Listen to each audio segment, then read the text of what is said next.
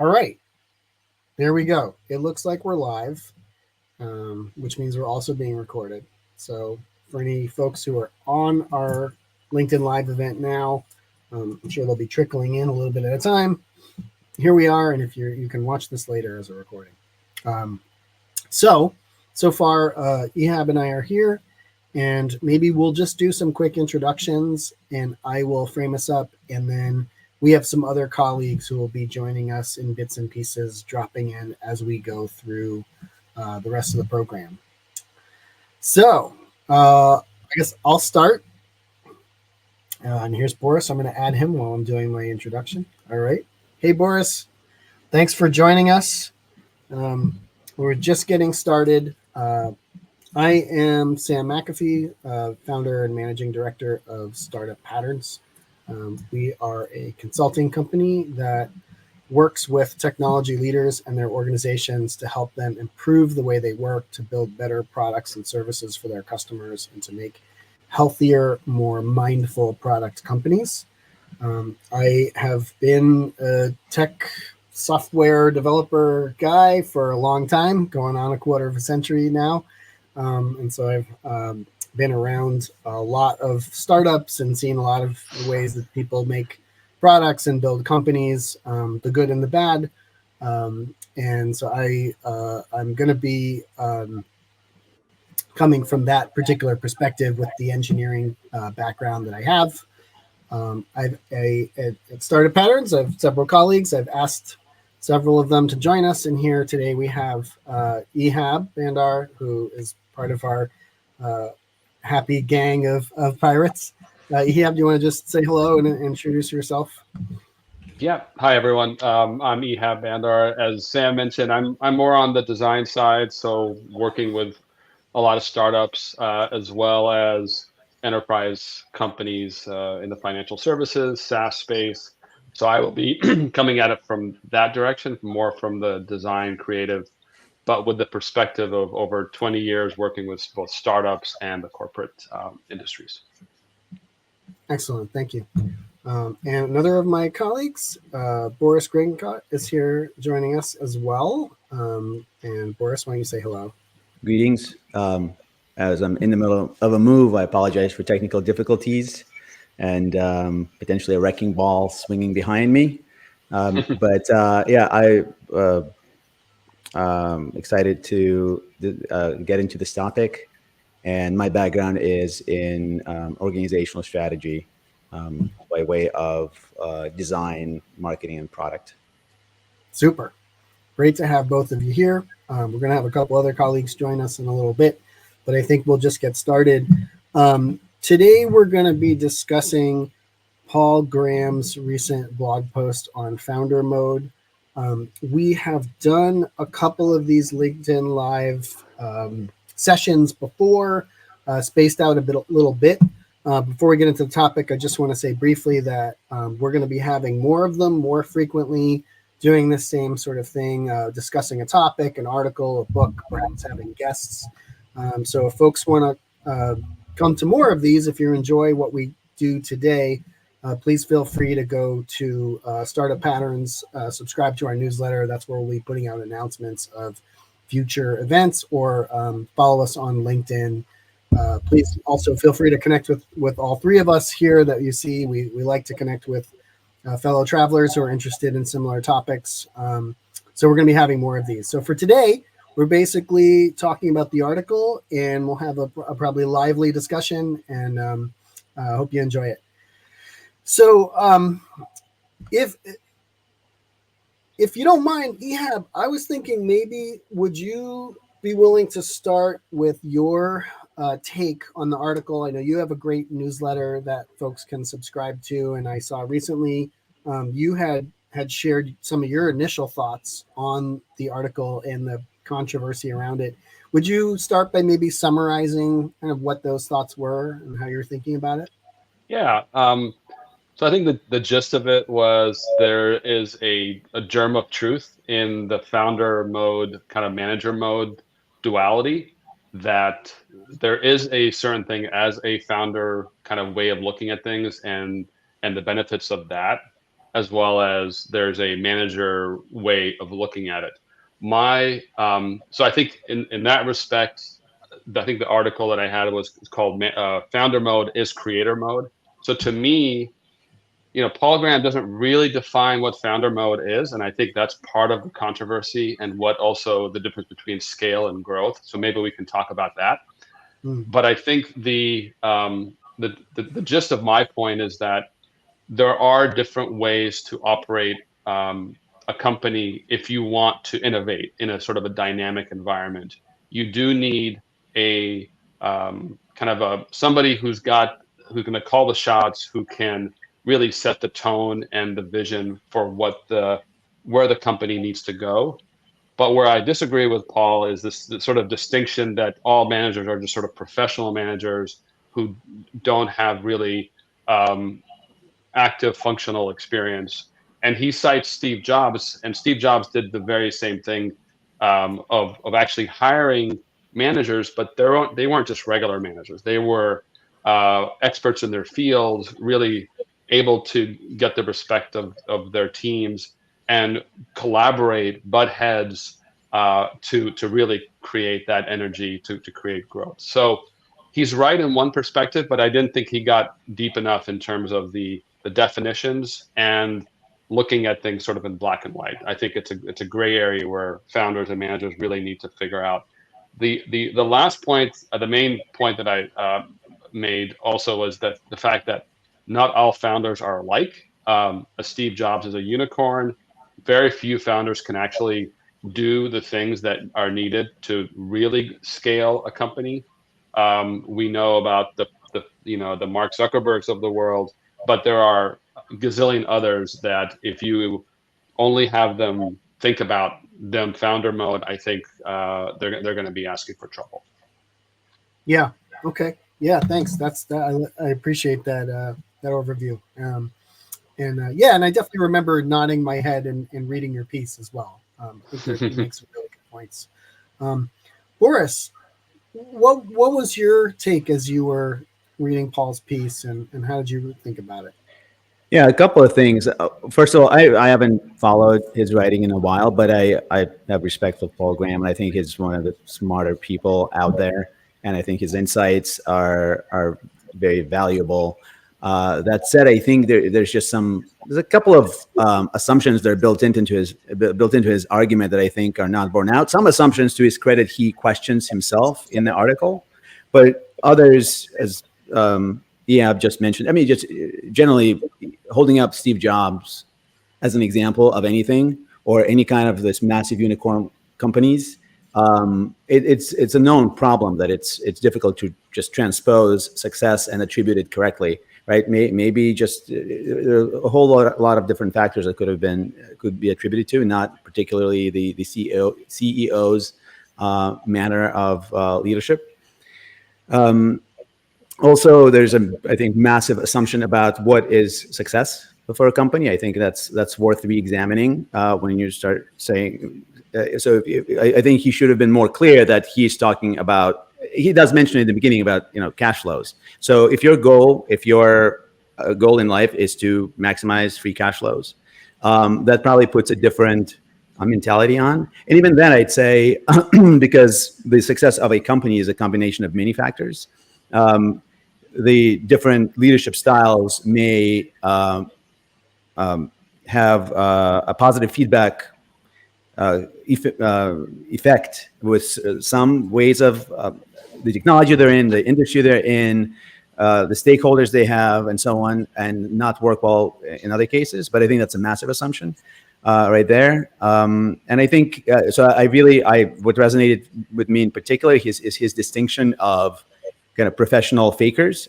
Having done a lot of consulting work with large enterprises, I'm always bewildered by how much cash these companies produce while having about 70 to 80% of their employees like rowing in the opposite direction, which that's kind of there. And I think he picks up on the right thing and unapologetically so. And I agree with that.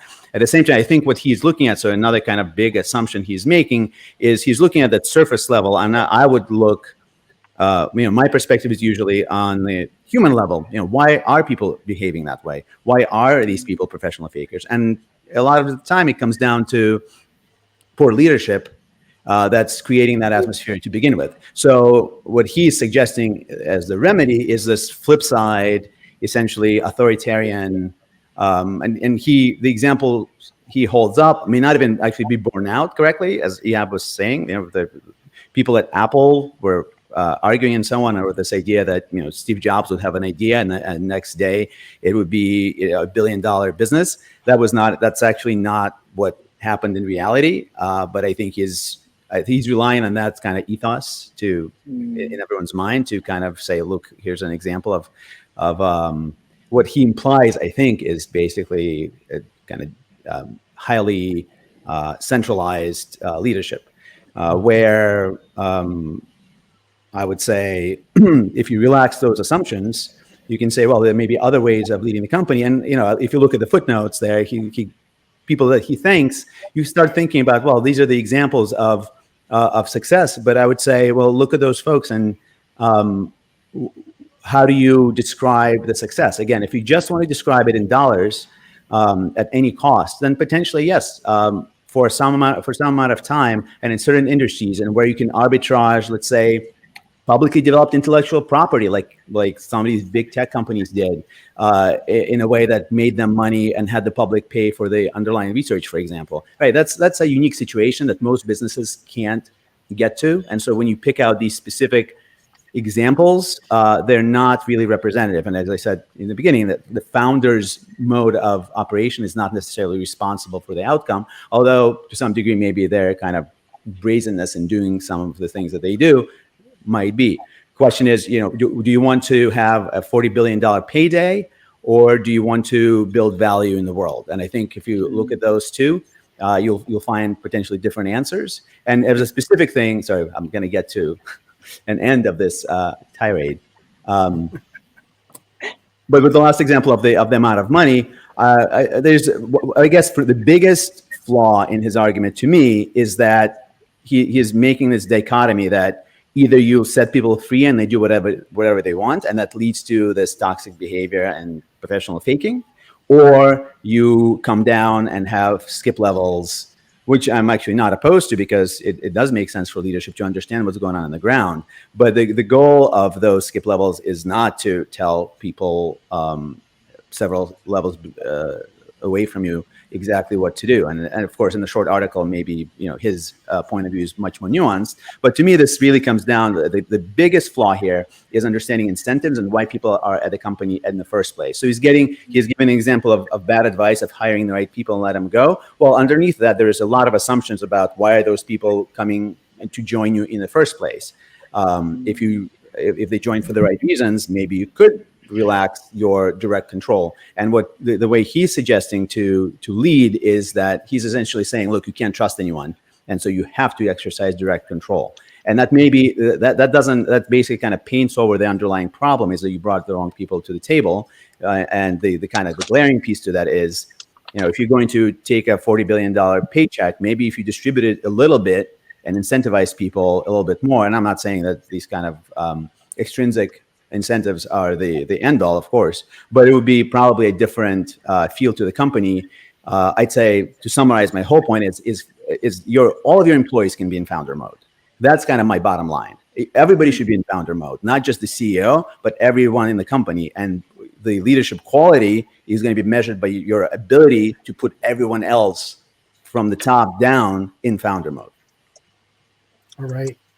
Thanks, Boris. There's a lot of really good stuff to unpack here, and I think we'll come around to it a little bit at a time. We're joined by. Was I supposed to just introduce myself? No, I'm just kidding. And that's Boris's introduction. Now, Katie. So our colleague Katie McLaughlin's just joined us. We each gave sort of a 2 to 3 sentence intro. If you wouldn't mind, maybe say hello and introduce yourself, and then, if you want, tell us sort of your initial reactions to this as well. Cool. Yeah, I feel like Boris went and gave us all of his reactions as opposed to initial reactions. I'm out of reactions. It's efficient. Yeah. Yeah, so I'm Katie McLaughlin. My business is McLaughlin Method, and been partnering with these great folks for a number of months now, doing great work. But the things I focus on primarily are team health and team culture and creating an environment where people can do their best work. And so largely that's through workshops. And my special sauce part of my method is bringing in theater as a component to that. So yeah, my thoughts. So just a little bit of background. Almost all of my career before starting my business has been in startups and tech. And so I have seen many of these founder-led organizations, from the inside, and then also seen some of these founders kind of get ousted when the companies got acquired, while I was inside as well. And, one of the things that I have observed is that many of these founders miss the opportunity between when they have to switch into CEO mode. And like what I feel like this article is trying to say is that CEO mode is by default bad, right? And that CEO mode is hands off. But in my experience, CEO mode is a higher level of strategic thinking, inspiring the people who work for you, and really keeping the whole ship like going in the same direction, and but also knowing when you need to step out, because as a founder and as a CEO, you are no longer, especially when you get to a certain size company, you are no longer in your garage or in your co-working space or whatever, like spending all-nighters. That is not your job. And too many leaders are, and this is not just founders, too many leaders are unwilling to recognize that it is no longer their jobs to do the day-to-day work of the organization. It is your job to enable the people in your organization. And I say enable because it's not a hands-off approach or process like this article seems to reduce it to. That it has to be an active enabling. And that is the skill set that most founders and most leaders lack. And we just want to rely on the places where we felt maybe we're easiest or simplest or clearer on what we have to do every day, which is just tippy tap on our computers and do the thing. And as a founder, as a leader, you are going to have to do hard things, and it doesn't always feel super clear. And there is not a checklist. There's guidelines, and there are tools and tricks, and many of us probably have a million things to share about that. But it is going to be hard, and you have to be willing to accept that it is a growing process, and that if you want to lead a successful organization that is a place people want to work and want to contribute to, you need to learn how to enable them to do their best work, and to do this little dance of when do I need to step in and when do I not need to step in. And I will put a pin in that right now, but I have a couple of very specific stories around where I think founders didn't do this well, but I will share those later. Thanks, Katie. That was great. A lot there also to unpack. So hopefully we'll start to cross-reference and compare and contrast some of these ideas. And I'm wearing both hat of like participant and host here. And I think like I've got my own spin, but I actually I'm going to hold off on some of that for a minute. And I want to go back to you, Ehab, for a sec. That when you were talking about your piece and your initial take, there were some really important points that you made. Just like if I can reflect and summarize, you were talking about really being able to balance what you call creator mode, which I think is a really good way to think about it. Sort of like visionary creator, have an idea for this product, this company, with the need for management ability, which does inevitably come. But you pointed out also that he wasn't entirely clear, Paul, in the piece about what he means by scaling and growth. And I think there can be a lot of confusion. I certainly see it in a lot of the startups and founders that I talk to that can range. I'm working with a small team that's 5 people right now to another company that has, 200 people. And a lot can happen between those two. So one is getting their first product to market. Another has several products out there and is innovating on like a third. How are you thinking about the, tightening these definitions around these thresholds or these changes in sort of stage where one type of leadership may be more or less appropriate than another? How did you think about that? So in terms of staging, I think Katie touched on something, which is this idea of being sort of disengaged, where the founders get disengaged from the actual company's outcomes. I think that's a false narrative. I don't think that's a healthy way to grow a company. What it introduced the question is the difference between scaling and growth and the types of people that you need for those. And to me, and that wasn't well defined, but to me, the crust of it was the idea of how do you scale a company? At what point do you kind of hand it off to management mode? And I think that's a false narrative, because there are scaling questions that can only be done by people who understand how to. The example I had is to get 10 call centers all around the world. Like, you need somebody who's done that before, who knows the nuts and bolts of scaling, just growing the capacity. Whereas growth, and the example that he has of Brian Chesky with Airbnb, Airbnb was in the ditch basically during COVID, and they were in survival mode, and you can't expect managers who are only looking at their piece of the pie to be able to innovate their way out of it and have a consistent, cohesive message out of it. And so it made sense for him to kind of come back. Where I would disagree with Brian Chesky is just the idea that you can just sort of delegate this out, this dynamic, really complicated company out to managers to do it. And I think that's you're not kind of following up on your duty.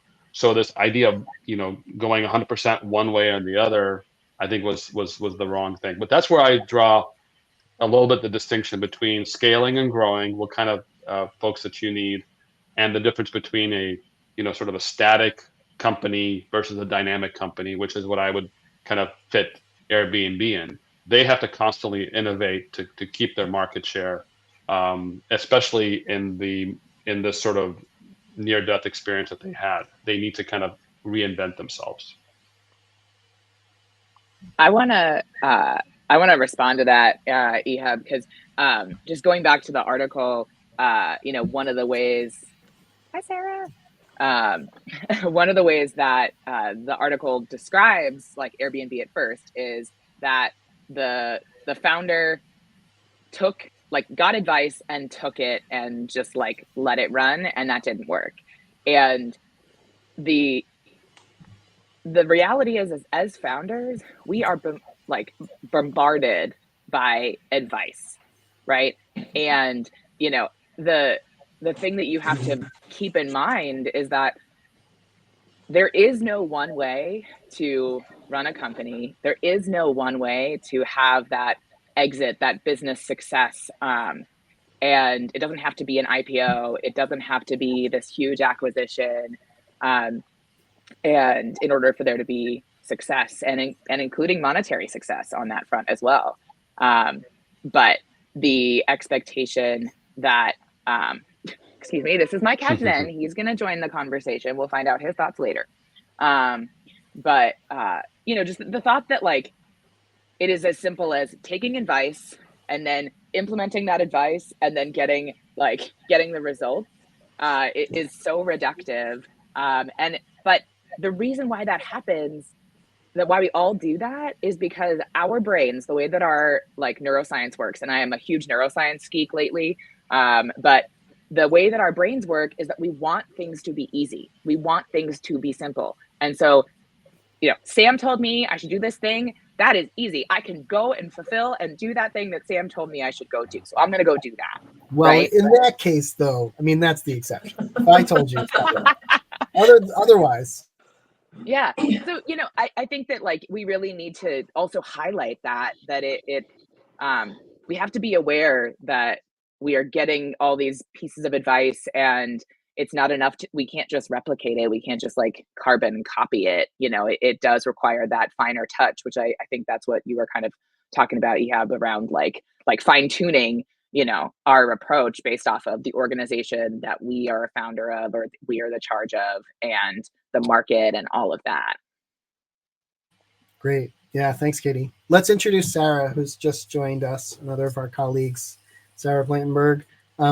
Sarah, thanks for popping in. Glad you could make it. We've each initially just introduced ourselves with, a couple of sentences of who we are and kind of work we do. Maybe you can say hello. And we've also each kind of gone around. Well, technically I didn't, I guess, yet, but gone around and given our initial sort of reactions to the piece by Paul Graham and kind of what we took away from it. And we've started to discuss that. But why don't you say hello and introduce yourself to folks, and we can hear what your thoughts were. Sure. Thank you, Sam. And thank you for setting this up. I'm sad that I missed the first 25 minutes of it because you all are so interesting and I'm a new founder. So I'm here out, to learn and to bring that point of view to the table. I'm a consultant. I work at the intersection of culture and business outcomes and human beings. And my background is human factors. So what my passion is helping organizations develop the right culture for their business outcomes. So very action oriented. Did I miss anything, Sam? No, that's great. I think you might also have a book coming out. I've heard some. Oh, God, yes. You'd think that I would start promoting that, wouldn't you? Yeah. I even have a marketing team that reminds me to do that. Yes, I have. Yeah. In fact, I'll let you all see. This is the proofreading copy, Driving Outcomes. Yay. I know, look at all the little mitts that I have.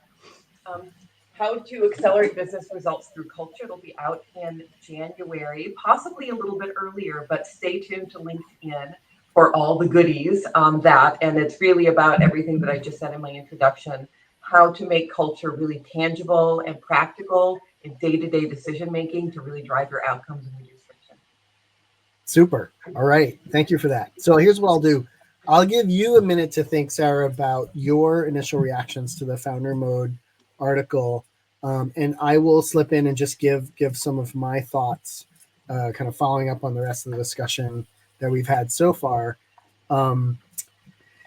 And so I'll try to keep it really short. I did put something in the Startup Patterns newsletter, kind of summarizing it, and that wasn't quite enough. So I posted something on LinkedIn a few days later, adding on to it. So I've had some kind of strong reactions to this piece, and like trying to, and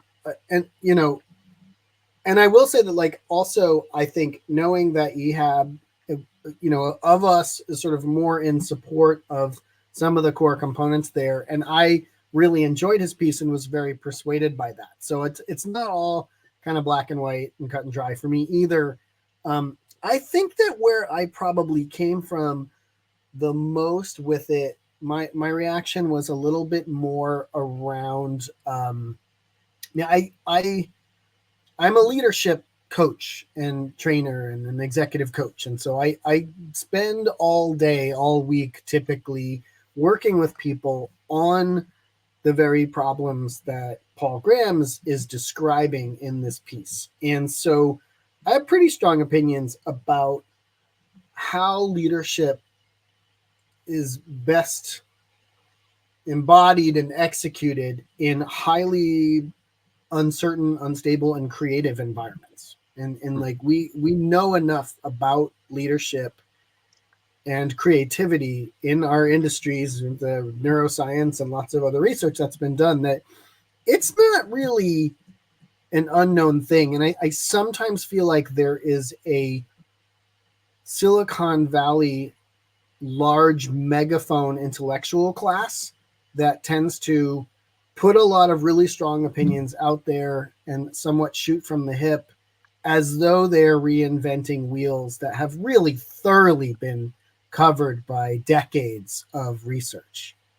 And so for me, I think those folks, there's a certain level where when you reach the prestige that someone like Graham has, there's a lot of gravitas that's added to anything that they say. And so it's frustrating for me when folks who find themselves in a leadership position like that are irresponsible with throwing stuff out that's not really fully baked. So a lot of my kind of emotional response, and we have those and I'm unafraid of expressing them, my emotional response to the piece and reading it, and also like having read, the first thing I saw was Marty Kagan coming out largely in support of the piece. He had some, nitpicking critiques as well in terms of exact implementation, but he was broadly in support. And most of folks that I sort of consider closer colleagues were pretty thrown off by it. I think Melissa Perry had a great piece really criticizing Graham's statements. And so, as I thought about, what do I have to add to this conversation? I think my thought was, when you really tying in a little bit with something Boris said earlier about the goals of making a company and an organization, if your goal is maximum extraction of value from people in the world to enrich yourself as much as possible, as fast as possible, that gives you one set of tools and leadership, sort of styles that you can use. And if your goal is to make some kind of difference in the world, and folks who follow me or Startup Patterns know that that's something that's important to us, then you have to calibrate and modulate your organization style and structure and processes to account for the fact that not every kind of go big and grow as fast as possible and lead with like an iron fist kind of decision is the best thing, either for the organization, for your employees, for customers, or for the larger communities and environments that you operate in. So I had a strong reaction to just the kind of bro culture, tech bro culture that was embodied in the piece, and possibly unfairly, like not necessarily analytically dissecting everything he said, but kind of like I was responding more to the sort of broad narrative and trying to poke holes a little in who this is coming from.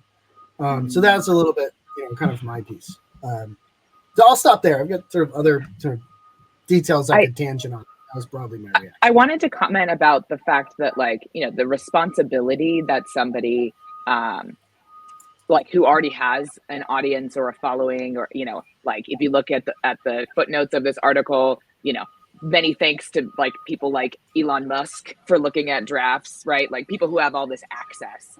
There is a responsibility for what is the content you're sharing, but that I think that there is so much drive around just getting publicity for publicity's sake, right? Going viral. I just searched on LinkedIn, for Paul Graham founder mode, and so many different follow-up articles, came up as a result. And so all of that is just feeding Paul Graham's, or amplifying, his voice. And, so it's just we live in a really interesting world right now where, thought leadership, maybe for thought leadership's sake, and, being viral, even if you're not being helpful, I think there's a tension there that is worth calling out.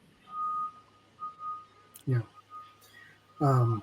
It's sorry, just to maybe follow on to that, what both of you just said. I think what was kind of made me sad about this article is, Sam, what you were saying, a lot of this is actually pretty well researched. So somebody, it's kind of a pet peeve of mine, if somebody just sticks their claim and it's MVP is out, but WXI is in. because they just come up with a new thing. And this idea of like, oh, there's founder mode. Well, no, we know so much about organizational development and psychology, and this is not in a vacuum. It's not like you identified a new molecule, that you can now use. No, this has tentacles into all kinds of social sciences.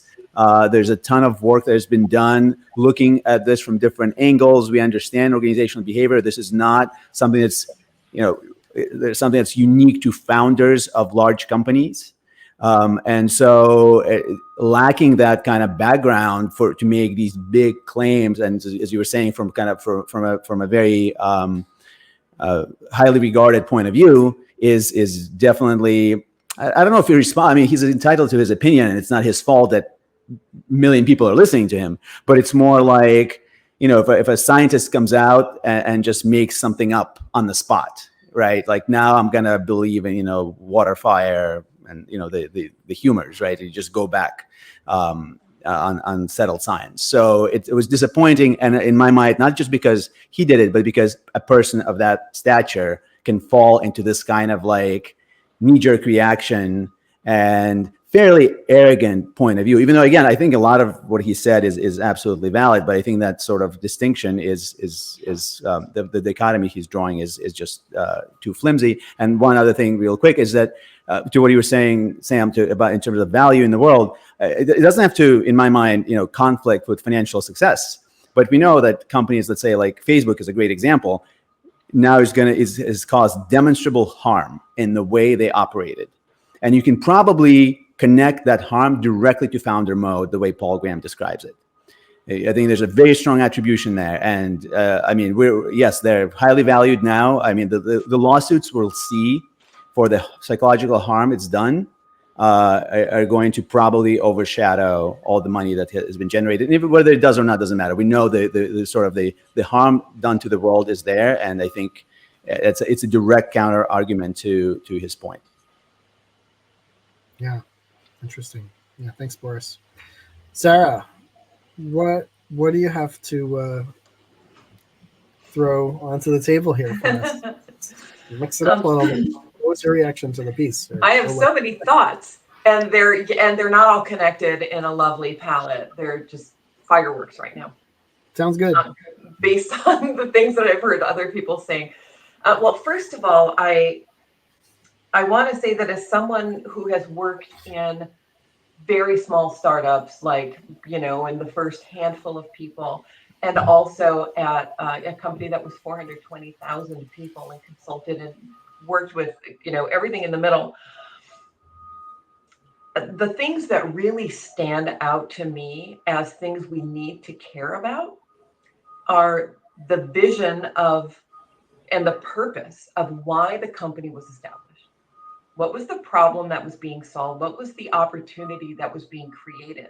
That will change as a company gets larger because the company's identity changes. It has a bigger reach. It has more depth. It has more operational efficiency. So it can do different things and it can scale its offerings. And so the identity of the company will change, but that doesn't mean the vision and the goal or the vision and the purpose has to change. The thing that I think where I felt the article got lost and it didn't address for me and I want to touch on what Boris said. It does create this dichotomy that I don't think exists. I think it's a lot more complex. The complexity begins as the company scales because its identity is changing. And you can have the same vision and the same purpose as your identity changes, or you can rethink that on a regular basis. I feel like a founder, if they want to keep that really clear, crisp through line, needs to be involved in that vision. But management comes into play when we have layers of abstraction that need to become a part of the business, because you can't manage every individual person. And I worked at IBM for 16 years, and that's an enormous company that has layers of abstraction that I think only companies of that size, hundreds of thousands of people, you have to work at a company that big or spend a lot of time with them to really understand how many layers of abstraction are there and what it means and how they become less foggy the closer you get to the doers in the organization. So I feel like that in and of itself lends a level of complexity that's not discussed in this. And it doesn't need to be a company of that size. I bring that up because it's just so massive. That's the biggest one I ever worked for. But I've worked with companies that were trying to regain their identity who were like 10,000 people and they lost it along the way, or one that was like 600 people and they lost it along the way, because the layers of abstraction come in to help the company to help it run. But what happens is they end up taking over, because that's when people start measuring and start adding metrics. And then that's what they look at. So I feel like this dichotomy is just, it's a bit of an echo chamber, the article. And I think the last thing I'll say, and which is to Katie's point, yeah, look at all the people who read the different drafts and contributed. It's an opinion piece. And I really kind of wish that it had said, this is my opinion. This is not a studied research article. It's my thoughts at a point in time. Those are my thoughts. That's great, because I was just thinking, because he takes a kind of a swing at being a kind of, here's what business management, here's how it needs to be taught. And I have plenty of criticism of how business management is taught in business schools, absolutely. But I think he does take that stance of this is the new frontier for understanding business. That said, he also sort of, I think in the article, if I recall correctly, he recognizes that it's kind of early stages and fairly thin. But he doesn't define what founder mode is. He talks about, at least I couldn't see it in there, that he talks about the experience. They feel gaslit, that people are telling them this and they have to let go of that. But it isn't like, here's the experience of a founder. This is how they think. This is what they feel. These are the goals that they have. And, I would love for a few people to start doing that work and to get opinions out. That's out in sort of the internet world and book world and whatnot, so that we can start having more substantive conversations about what it is, how it needs to change. Because I feel like the last thing I'll say is that I think a really well-run business is one that stays in touch with itself and continues to have a purpose and a vision that everybody understands and contributes to. And there are a lot of ways to do that. So it's very good that he started the conversation. I appreciate that. Yeah. I think it went viral partly because it touched a nerve that it's been not spoken maybe explicitly, or I know there's a lot of frustration around just management in tech, how well they're doing. And then the idea that you can be disengaged with a product and still produce innovations, still produce things that people are going to love to use.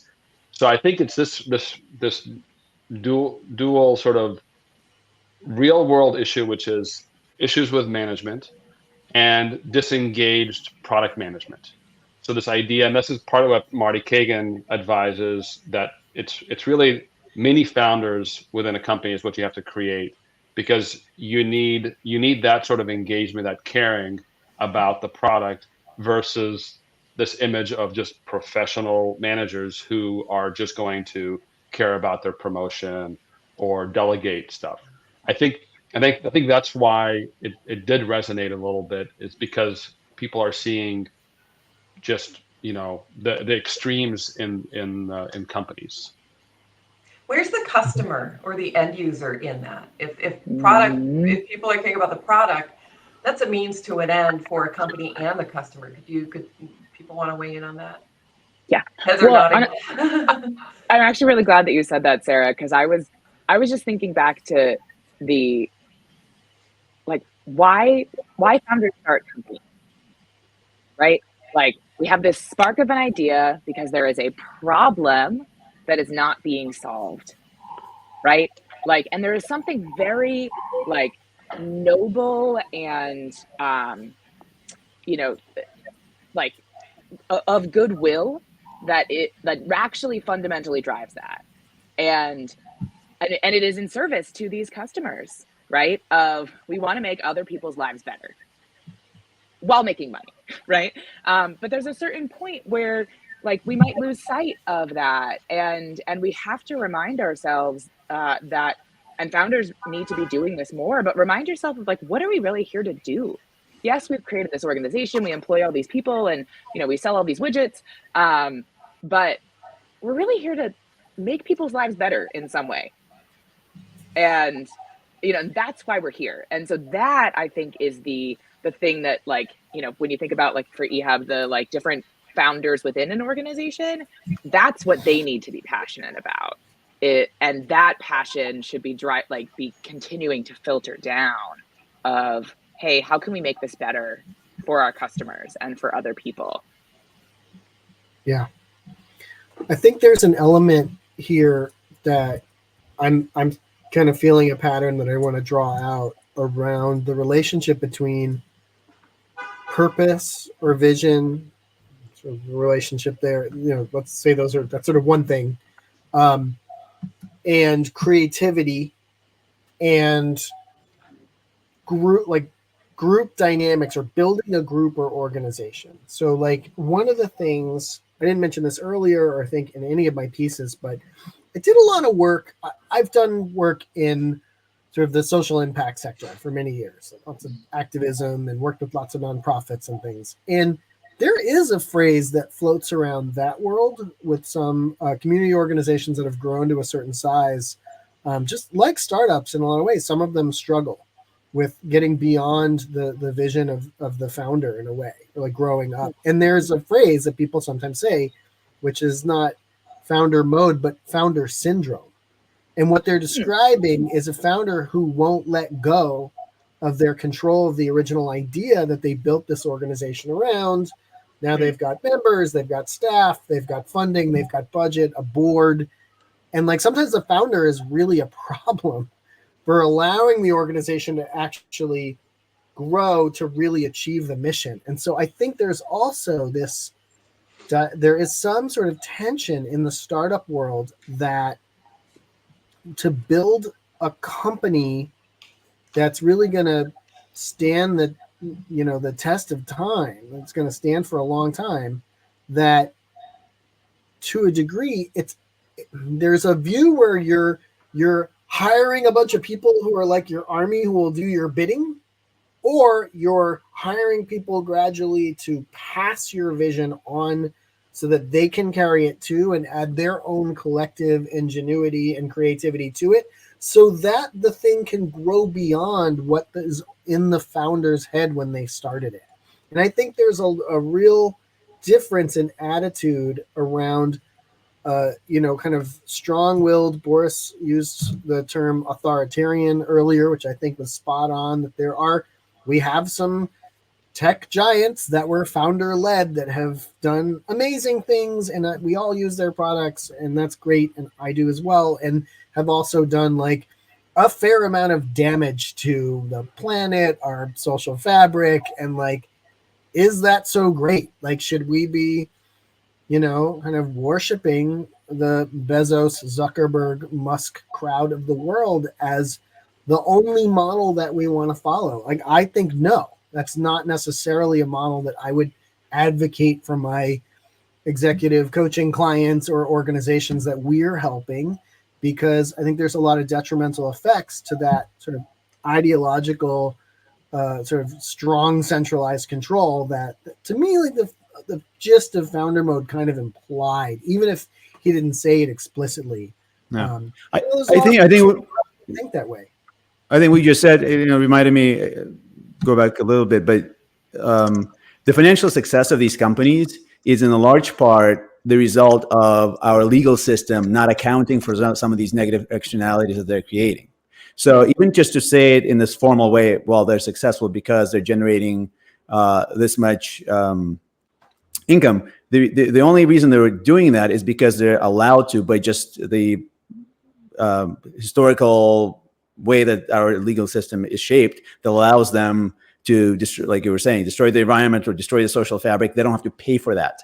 If they did, maybe they would have been in the red, right? But they're taking advantage of basically having a free lunch and basically pushing the costs to the population or to the planet at large. So I just wanted to say it's not just about kind of like this, warm and fuzzies of, only working with people and being really nice to them. No, there's a real sort of, in a different legal environment, this would have been like a hard hit to their bottom line. And it just happens that our laws are not prepared to deal with that. Mm-hmm. Yeah, I'm not sure the article necessarily addresses that, because that's a problem with Exxon. That's a problem with a lot of different companies in terms of externalities. So I'm not sure he's more addressing how do you run a company that wants to scale, and how do you think about those problems. I didn't infer founder mode as managing with an iron fist, because I've seen a lot of founders who do it well. I think the examples he's had, and maybe the reviewers like Elon, have done it with an iron fist. I took away it's more of a mindset of like staying engaged, and I think Brian Chesky kind of pointed that in his speech. It's like, I was not engaged in what my company was doing. I need to be more engaged. I'm the founder, and at some point you need a tiebreaker, or you need to have someone, founder or whoever, who's going to say what's important to the company, about the why, the direction, making some calls. And the extreme of that is a bureaucracy just doing what they're doing well, but they're not going anywhere. So the iron fist dictatorship is, I think, maybe just a distraction a little bit to his main point of what's the difference between those two modes. Yeah, I think I agree, and I think he detects the right problem. He's sensing the right problem here. I would say, yeah, I guess I'm definitely connecting the dot to the iron fist management leadership style, but also the flip side of it for me is really, how do you get actually the rest of the organization to be equally engaged? I think that's where I felt the cynicism of the article, that it was basically saying, you're going to hire some people who don't care about your vision or your company anyway. No matter what, you're just going to hire a bunch of assholes. So you better be prepared to keep them to account, and you're just going to have to deal with that. And I think, again, it's true to a large degree. People take jobs because for the wrong reasons. It happens all the time, but that doesn't mean that is the assumption you hold as a constant and you adjust to it. Instead, maybe you grow a little bit slower, but you get people who are as engaged as you are, and maybe you change the structure of the company in such a way that they have more of a stake, literally and figuratively speaking, in the outcomes, and then you'll see a very different performance. So, going back to autonomy, mastery, and purpose, it's hard to inculcate those things if you're just kind of talking to people through the filter of founder mode. I know exactly what needs to happen. I know to some degree I'm exaggerating. It's not. Yes, you do need tiebreakers, and I always tell leaders that at some point you have to lead. That's your job, but that doesn't mean that leadership is not necessarily you're the only one who understands what the company needs, and now everybody else just has to get bits and pieces of that to execute. Mm-hmm. That brings me back to one of the stories that I mentioned earlier, where, the ways that, because I think that the tension that we're talking about here is that founder mode can be taken to multiple extremes, and it leans a little bit more in one extreme than maybe we're thinking about. But an area where founder had been there for a while, company had been around, startup had been around for 5-6 years, and the founder was pretty authoritarian. People always kind of geared up for conversations with that founder to kind of be beat up. That was the general feel. And there was this one scenario where the founder was like, we have this problem in our Salesforce instance, and we need to make this change.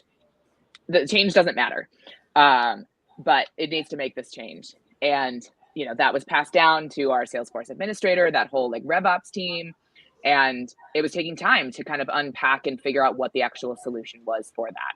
And the founder, regrettably, was still the Salesforce admin.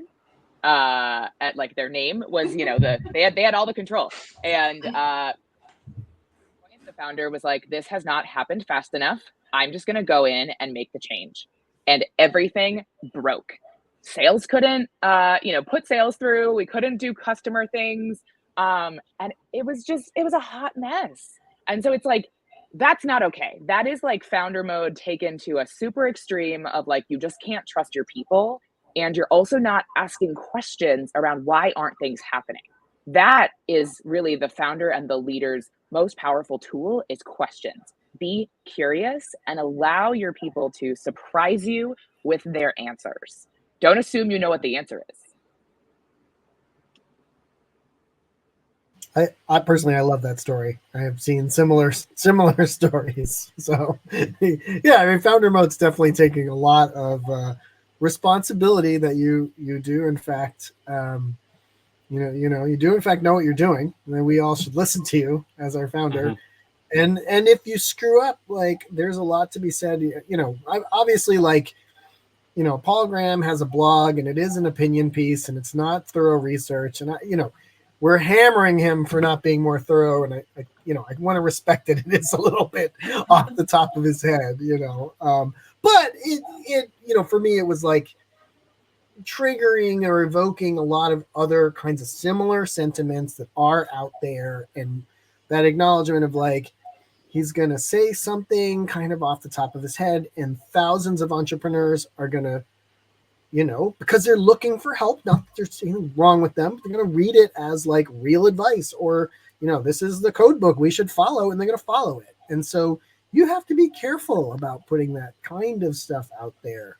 And I think like there was something that I was hoping to get to that didn't totally come back. So I'm just going to like point my finger on it, where I think Ehab's piece, including in his title, the creator mode, that's kind of a different way of looking at founder mode. There's something really important I want us to just talk about briefly around like creativity as part of this company product building process, and like what that means for an individual who has a vision versus what does that mean when we are creating together collaboratively. There is this tension between like the leader and the group about how we do creativity towards a common mission. And I think maybe the article, like Paul's piece, was sort of fumbling at that a little bit, but we could probably make it more precise here if folks have any thoughts on that aspect. I have thoughts. All right. I'd like to hit jump us. in. And it's funny, I made a note here on my notebook to go back to the individuals in the company. I mean, I think founders hire people to, we keep coming back in one way or another to vision or purpose or why. And problem being solved, opportunity being created, lives being improved, because we're putting some kind of product into the world. That will change, and it should change. And the people who should, be impacting that are the people who share that vision and that purpose, or for whom some part of their own individual purpose hooks into that purpose. I talk in my book about when I hire people, the first thing I talk about is culture fit. I do not want people who are really good at X, Y, Z if they don't fit into the culture. It's really important. Or if they're not going to enhance the culture in some way. And so I think founders should be aware that how they get to their vision, and even their vision is going to change because the people in the company are now your company. That your company is the human beings. It's not the product. That the product is the outcome of the people that you work with. And so I think, if creativity is an important part of your culture, one needs to establish a way for that to be in the culture and in the product and in the operations itself. And I ran an organization that was, I think we started with 3 people, and we ended up with, over 100 worldwide. And we built in evolving the culture, the product, and the relationship with the customers into our quarterly. We did retros specifically on those things. How are the people changing because they have this product now? How's the environment responding? How do we want to work together? How do we want to address that? Because people create in different ways. And so we just back to Katie's point, we asked the questions Hmm. because the people need the ability to be themselves at work so that they can bring their wisdom and contributions to play.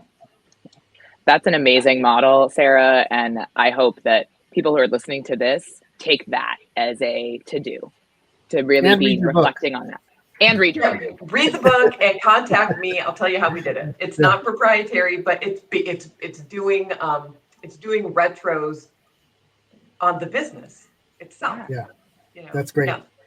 Well, thanks, Sarah. On that note, why don't we start pulling a wrap up together? And I think what we could do is just, go around one more time, maybe in the order that we started, with any sort of final thoughts or reflections on this piece, and then we can let people go about their merry way. Ehab, you wanna kick us off in our wrap up? Yeah, just very quickly. I'm hoping that the article at least ups the game of what founders should be doing, and also ups the game for what managers can be doing, and that the more of the same is not the way to go. And when it comes to creativity, it's a teaming effort. It's really a collaborative effort with somebody kind of heading up the direction for the team, what problems to solve, identifying those things. And learning as we go. So I hope that's how we kind of get past some of this duality that we're discussing. Great. Thanks, Ehab. Boris, final thoughts? Sure. Yeah, those are great conversation and some great ideas that I'm going to think about some more. Again, I want to reiterate, I think Paul Graham's piece is very intelligent, and there's a lot of truth in what he's saying. To me, the biggest, though, that misconception or cynicism about sorry, there's a loud horn behind me because I'm on Upper West Side in Manhattan, so nothing I can do about that. The idea that founders are somehow biologically, genetically different from other people in the organization, I think his piece has that kind of impression in it, and I think that's a bad way at looking just at a human organization in the first place. To me, the biggest antidote to that is to say, how can everybody be engaged like you want to be engaged? How can you make everyone care about the business? Because all the things that he's saying about founders, in my mind, that should be everyone. So how can you get to that point? You may not be able to hire everyone in that exact state at the point, but then you have to have the ability to lead and communicate in such a way that you bring everybody else along. I guess that would be my biggest takeaway. That's right. That's right, Boris. And folks out there, Startup Patterns can help you figure that out. So please get in touch. Katie, what about you? What are your final thoughts here? I think my a few thoughts are, don't take any advice in isolation. Be getting input from a variety of different places. Make sure that you are considering how you want to be and the leader you want to be in your organization, and what do you need around you in order to do that, in order to enable you, right? There are people that can be enabling you, and get feedback, work with a coach. And, the last bit I would say is also, ultimately, we have teams, we have people that are employed at our organizations because we need them. And so don't take that for granted. Love it. That's a great final note. Yeah. Sarah, why don't you give us your wrap up as well before we go? Yeah, I'm glad he's opened the conversation up. I think there's so much to unpack here. And I think there's a lot of good that's going to come out of these discussions. I think my last thought is for founders to embrace the continual evolution of your business. Prepare for it. Prepare to see what the next vision is going to be. Hear from your people. Hear from the team. No one's your people. And get ready to evolve your business model as well, and know where you want to fit in. Know what you want your role to be. All right. Well, thank you everyone so much for participating in our discussion today. This has been really fantastic. more than I even dreamed. As I mentioned in the beginning when we were getting started, to folks who are watching or watching this recording later, we've done a few of these before, but we're gonna start doing them on a more regular basis. Some of this same crew, also having other folks as guests, and so please watch this space. Follow me or Startup Patterns on LinkedIn, and go to the Startup Patterns website and subscribe to our email newsletter so we can send you the updates of when we're going to do the next one. And folks, I just want to thank all of you. This was fantastic. I really appreciate you being here. And thanks a lot. Can't wait to do the next one. Thank you for Thanks, setting it up. everybody. Sam. Thanks, Thank y'all. you. It was fun.